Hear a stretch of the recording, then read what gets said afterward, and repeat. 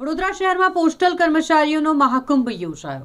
શહેરમાં national union of postal એમ્પ્લોઈઝના ગુજરાત સર્કલની સર્કલ કોન્ફરન્સનું આયોજન કરવામાં આવ્યું હતું. સંસ્કારી નગરી વડોદરાના અલકાપુરી સ્થિત ડોક્ટર બી.આર. આંબેડકર ભવન ખાતે આજે સર્કલ કોન્ફરન્સ મળી. આ સંમેલનમાં ગુજરાતભરમાંથી ટપાલ વિભાગના સેંકડો કર્મચારીઓ અને યુનિયનના અગ્રણીઓ ભેગા થયા હતા અને એકતાનું પ્રદર્શન કર્યું. આ કાર્યક્રમમાં નવી દિલ્હી સેન્ટ્રલ હેડક્વાર્ટરથી ખાસ ઉપસ્થિત રહ્યા જનરલ સેક્રેટરી નિશાર મુજાવર, જે મુખ્ય અતિથિ તરીકે ઉપસ્થિત રહ્યા હતા. તેમણે પોતાના ધારદાર સંબોધનમાં ઘણી બધી વાતો કરી. કોન્ફરન્સ દરમિયાન ગુજરાત સર્કલના વિવિધ પ્રશ્નો જેવા કે ખાલી જગ્યાઓની ભરતી, ટેકનોલોજીના અપડેશન અને તેના કારણે ઊભા થતા પ્રશ્નો અને ગ્રુપ સીના કર્મચારીઓના પ્રમોશન બાબતે ગહન ચર્ચા કરવામાં આવી. સ્થાનિક આગેવાનોએ પણ વડોદરાના આંગણે આયોજિત આ કાર્યક્રમને सफल बनाने માટે भारे जहमत उठावी. आज बड़ौदा सिटी के अंदर national union of postal employees postman MTS इस यूनियन का कॉन्फ्रेंस होने जा रहा है और इस कॉन्फ्रेंस के मौके पर गुजरात सर्कल के अंदर जो पोस्टमैन और एमटीएस वर्ग के लोग हैं उनकी समस्याओं के बारे में बातचीत होगा. उनके समस्याओं के हल निकालने के बारे में प्रयास किए जाएंगे. खासकर अभी हमारे सामने 8वां वेतन आयोग है जो सेंट्रल गवर्नमेंट एम्प्लॉयज़ के लिए लागू होने वाला है. कमेटी गठित हुई है तो हम लोग पोस्टमैन और एमटीएस कैडर के लिए अच्छी वेतन श्रेणी की डिमांड कर रहे हैं, क्योंकि पहले के पोस्टमैन सिर्फ चिट्ठियाँ बांटने का काम करते थे. अभी पोस्टमैन की ड्यूटीज़ के अंदर बहुत सारी बढ़ोतरी हुई है. अलग अलग ड्यूटीज़ उनको दी गई हैं. खासकर इंडिया पोस्ट पेमेंट बैंक का काम उनके ऊपर दिया गया है, जैसा कि अकाउंट का खोलना, डिपॉजिट, विड्रॉल और insurance policy, 2 wheeler 4 wheeler, health insurance और टर्म इंश्योरेंस, ये भी अभी पोस्टमैन कर रहा है. उसके साथ साथ पोस्टमैन आधार का भी काम कर रहा है, यानी आधार मोबाइल लिंक करना या तो छोटे बच्चे का आधार कार्ड, जो 5 साल के नीचे के बच्चे हैं उनका नया आधार कार्ड करना, जो पेंशनर लोग हैं उनका डीएलसी करना, ये सारी चीज़ें पोस्टमैन की ड्यूटी में आ चुकी हैं. और उसके साथ साथ अभी जो है एरिया बहुत बढ़ रहा है.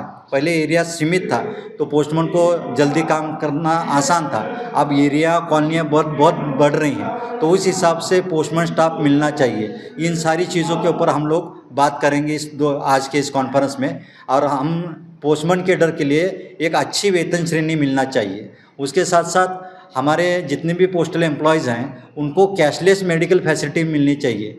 ये हमारा एक बहुत बड़ा मुद्दा है, क्योंकि मेडिकल फैसिलिटी मेट्रो सिटीज़ के अंदर बहुत सारे मिल रहे हैं सीजीएचएस के माध्यम से, लेकिन जहाँ पर सीजीएचएस नहीं है वहाँ पर मेडिकल फैसिलिटी मिलना बहुत मुश्किल हो चुका है. इसलिए हम गवर्नमेंट से और हमारे डिपार्टमेंट से ये रिक्वेस्ट कर रहे हैं कि जितने भी पोस्टल एम्प्लॉयज़ हैं उनको कैशलेस मेडिकल फैसिलिटी मिलनी चाहिए. उसके साथ साथ हमारा एक बहुत पुराना मुद्दा है कि ओल्ड पेंशन स्कीम.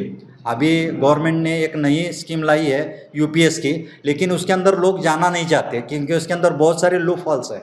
तो हम चाहते हैं कि हमको वही जो पुरानी ओल्ड पेंशन स्कीम है उस ओल्ड पेंशन स्कीम के अंदर हमारे सारे पोस्टल एम्प्लॉयज़ को लाना चाहते हैं. ये कुछ मुद्दे हैं जिनको हम लोग बार बार गवर्नमेंट के सामने, डिपार्टमेंट के सामने ला रहे हैं. आज के इस कॉन्फ्रेंस के माध्यम से भी इन सारे मुद्दों के ऊपर बातचीत होगी.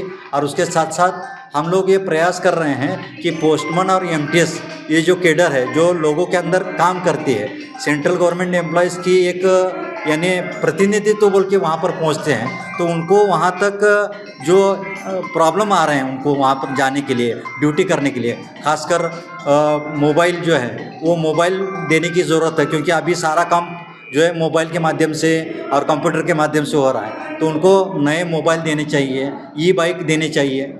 अभी आईडीसी एक नया सिस्टम आ चुका है तो उसके अंदर ये बाइक देने की एक प्रावधान किया गया है. तो मोबाइल और जो है ये बाइक, ये गवर्नमेंट की तरफ से हम लोग डिमांड कर रहे हैं और उसके हिसाब से हम बार बार हमारे एडमिनिस्ट्रेटिव अफसर के साथ में मिलकर कर काम कर रहे हैं. और नए प्रोडक्ट, जैसा कि अभी स्पीड पोस्ट के अंदर एक नया प्रोडक्ट आया है कि 24 घंटे के अंदर डिलीवरी और फिर जो है 48 घंटे के अंदर आवर से, ये बहुत अच्छे प्रोडक्ट है, हम उसका वेलकम करते हैं। लेकिन उसके लिए जो स्टाफ चाहिए, यानी सेकंड डिलीवरी शुरू की है, संडे हॉलीडे ड्यूटी शुरू कर रहे हैं, तो उसके लिए अलग से स्टाफ की हम डिमांड कर रहे हैं। जो अभी स्टाफ है वो सिर्फ फर्स्ट डिलीवरी के लिए काफ़ी है, लेकिन इसके बाद में जो सेकंड डिलीवरी है, यानी 2 टाइम पोस्टमैन जाएगा किसी के घर के अंदर, तो उसको अलग से स्टाफ चाहिए। इसके हम लोग डिमांड कर रहे हैं और आज के इस कॉन्फ्रेंस के अंदर इसी मुद्दों पर बातचीत होंगी और जो है 8वें वेतन आयोग के और पे कमीशन के बारे में हम बातचीत करेंगे।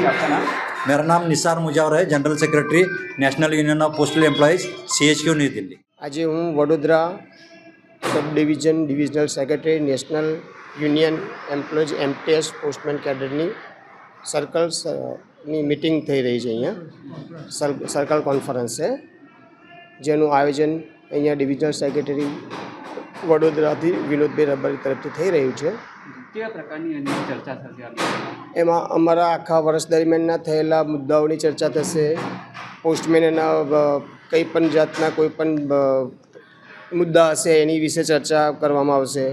અમારા કેડરને કઈ રીતના શું શું અહીંયા આગળ કામગીરી કરવામાં આવે છે તેની સમીક્ષા કરવામાં આવશે અને જે મૃત્યુ પામેલા હશે અમારા જે કર્મચારીઓ એને શ્રદ્ધાંજલિ અર્પણ કરવામાં આવશે। કરવાનો મુખ્ય હેતુ શું છે? આ કાર્યક્રમ કરવાનો મુખ્ય હેતુ અમારે એક સંગઠિત થઈ એક યુનિયનને મજબૂત કરવાનો છે અને કોઈપણ જાતના કર્મચારીને થતા અન્યાય સામે લડવાનો છે અને બધા ભેગા થઈ એકત્રિત થઈ અને આ કાર્યક્રમને સફળ બનાવીશું અને આગળની કાર્યક્રમ અહીંયાથી અમે જાહેર કરીશું। તમારા વિભાગમાં કઈ સમસ્યાઓ ખાસ કરીને આવતી હોય છે? આમ તો પોસ્ટમેન અને MTSના કેડર ઉપર કામનું ભારણ વધારે છે, ટાસ્ક આપવામાં આવે છે એનું ટાર્ગેટો આ તે બધા કારણો છે। સ્ટાફની બી ઘણી અછત છે। કોણ ઉપસ્થિત રહ્યું છે આ કાર્યક્રમમાં?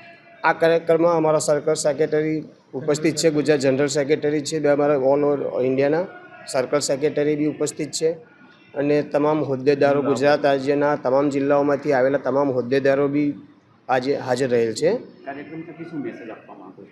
કાર્યક્રમ થકી અમે એ જ મેસેજ આપવા માગીએ છીએ કે જે આ રીતના સંગઠિત થઈ આપણે કોઈપણ જાતનો ખોટા દબાણને વશ થવું નહીં અને કાર્ય કઈ રીતના કરવું એ બધા એકત્રિત થઈને વિચાર વિમર્શ કરી અને આગળ વધવાનું છે। આપનું નામ? હું ડિવિઝનલ સેક્રેટરી છું, વિનોદભાઈ રબારી મારું નામ છે।